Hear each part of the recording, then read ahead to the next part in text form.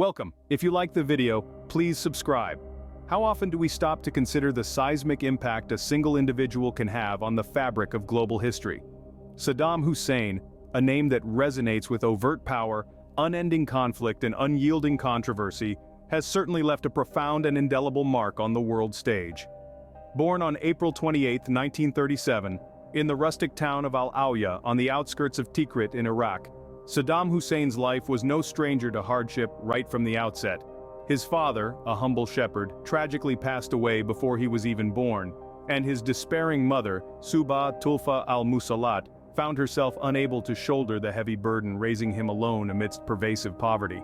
As a result, he was sent off to live with his uncle, Khairallah Talfa, a man known for his fervent Arab nationalist sentiments. It was under the roof of Talfa where Saddam's political ideology began to take shape. Talfa, an army officer who had been jailed following an unsuccessful coup attempt against the British-backed monarchy, was an ardent critic of Western imperialism. His fiery rhetoric and impassioned speeches about Arab unity and sovereignty left a deep and lasting impression on a young Saddam. Under his uncle's tutelage, Saddam was molded into an avowed nationalist, learning the politics of resistance and the art of from a man who had himself stood up against the might of a foreign empire. This upbringing, steeped in the crucible of fervent nationalism and anti-colonial sentiment, played a pivotal role in shaping the future dictator's political philosophy and his eventual ascent to power. It was here, in the dusty streets of Al-Awja, that the man who would become the formidable president of Iraq began his tumultuous journey. In the heart of the 1950s, Saddam Hussein found his footing in politics by joining the Arab Ba'ath Socialist Party. This was not just a casual association, but rather the seed that would grow into an all-encompassing political journey. A journey that would propel him from being a mere party member to occupying the most powerful seat in Iraq. Hussein's initial years in the Ba'ath Party were marked by a steady ascension through the ranks, demonstrating a shrewd understanding of power dynamics and an uncanny ability to manipulate them in his favor. This period was instrumental in shaping Hussein's political acumen, which would later allow him to navigate the tumultuous waters of Iraqi politics. Flash forward to the pivotal year of 1968. Iraq was charged with political tension, fertile ground for the party, backed by Hussein's strategic mind, to stage a successful coup d'état. The existing government was overthrown, and the reins of the nation were now in the hands of the party. Hussein's role in this coup elevated his position within the party ranks, showcasing his political prowess. As the 1970s progressed, Hussein continued to climb the political ladder. By 1979, he had effectively maneuvered his way to the ultimate seat of power, the presidency of Iraq. His rise was nothing short of meteoric, marking a dramatic shift not just in the political landscape of Iraq, but also the broader context of Middle Eastern politics. Hussein's ascent to the presidency did more than simply consolidate his power. It transformed Iraq into a key player in the Middle East. The world stood by, watching with bated breath as Hussein took the reins, forever changing the course of Iraq's history. The 1980s marked the beginning of the Iran-Iraq War. This gruesome conflict was primarily initiated by Saddam Hussein, who harbored a deep fear of the Iranian Revolution spreading to his country, thus threatening his regime. This fear was heightened by the ideological differences between Hussein's secular leadership and Iran's newly established Islamic Republic. But there were other factors too, like border disputes and control over the oil-rich Shatt al-Arab River. The war, which spanned from 1980 to 1988, lasted 8 relentless years, plagued by trench warfare similar to World War I and chemical weapon usage. The conflict led to a stalemate, the most devastating consequence of which was an astronomical loss of lives. It's estimated that hundreds of thousands, if not over 1 million lives, were lost on both sides, including civilians. The repercussions of the war were far-reaching for both Iran and Iraq. Iraq's economy was severely impacted, and the country found itself isolated on an international level due to its refusal to accept a UN ceasefire resolution. Iraq, on the other hand, was left with crippling debt, much owed to the Gulf states, and its infrastructure was severely damaged. In the year 1990, Saddam Hussein, the then president of Iraq, launched a sudden and unprovoked offensive against the small but resource-rich nation of Kuwait.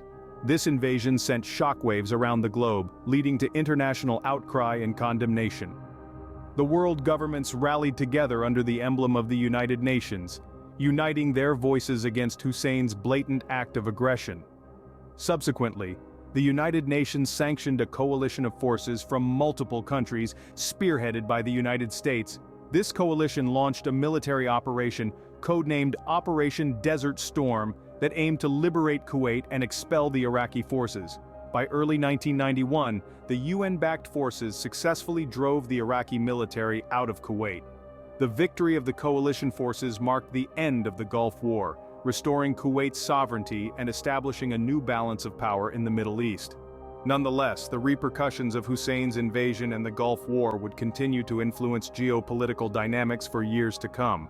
During the entire decade of the 90s, Iraq found itself encircled by economic sanctions. These were engendered by its persistent non-compliance with UN resolutions. The sanctions were multifaceted and far-reaching, bringing about economic stagnation, a collapse in public services, and a crippling of the nation's infrastructure.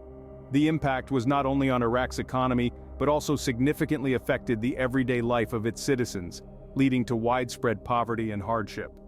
At the heart of this turmoil was Saddam Hussein, who continued to hold on to power through his authoritarian regime. His reign was characterized by an iron fist approach, a method that left no room for opposition.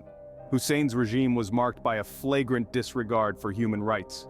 He quelled any form of dissent with brutal force. Political opponents, suspected traitors, and even ordinary citizens who were perceived as threats were subjected to horrific forms of punishment. Hussein's brutality was not limited to his own citizens, it extended to neighboring countries as well, leading to subsequent conflicts and wars. As the millennium turned, the fate of Saddam Hussein hung in the balance. A series of events were set in motion that would ultimately lead to his downfall. In 2003, the United States, under the leadership of President George W. Bush, led a coalition of forces to invade Iraq. Their casus belli was the alleged possession of weapons of mass destruction by Hussein's regime, a claim that was globally disputed and later disproven. The invasion was a military success for the coalition, but the search for Hussein and his alleged weapons took longer than anticipated. Hussein managed to elude capture for months, but his freedom was short-lived. Finally, on a cold December day, he was discovered hiding in a cramped underground bunker just a few miles from his hometown of Tikrit. The news of his capture sent shockwaves around the world. 2 years later, in 2005, he was hauled before an Iraqi court to answer for his numerous crimes against humanity, including the infamous Al-Anfal campaign that resulted in the death of thousands of innocent people.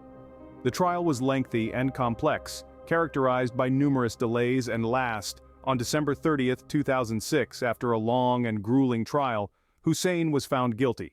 His punishment was death by hanging. His execution, just like his reign, was steeped in controversy and division, ending a chapter in Iraq's history that would continue to reverberate for years to come.